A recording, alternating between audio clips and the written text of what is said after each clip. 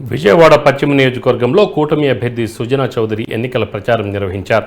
కొండ ప్రాంతాల్లో పర్యటించిన సుజనా చౌదరి ఎన్డీఏ కూటమికి ఎందుకు ఓటు వేయాలో ప్రజలకు వివరించారు.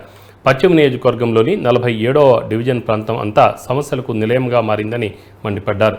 డ్రైనేజీ సమస్యతో మంచినీరు కలుషితమై ప్రజలు తీవ్ర ఇబ్బందులు పడుతున్నారని ఆగ్రహం వ్యక్తం చేశారు.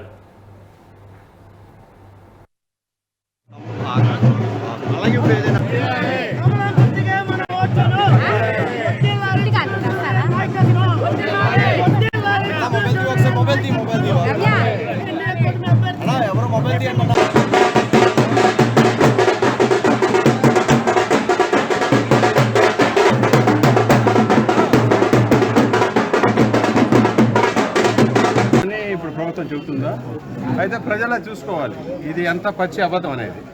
డెవలప్మెంట్ చేసామని ఇక్కడ ఎవరైనా చెబితే నేను ఛాలెంజ్ తీసుకుంటాను.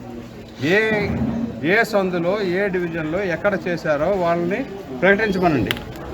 ఈరోజు అన్నీ కూడా డిజిటల్ వచ్చింది కదా.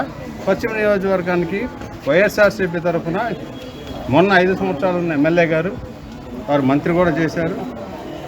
వారిని ప్రకటించమండి. సరే ఆ వారంటే కారణాలు ఆ పార్టీకి తెలుసు, ప్రజలకి తెలుసు ఎందుకు ఇక్కడి నుంచి పంపించేశారని. కాబట్టి ప్రజలకి ఒక వైట్ పేపర్ రిలీజ్ చేయమనండి.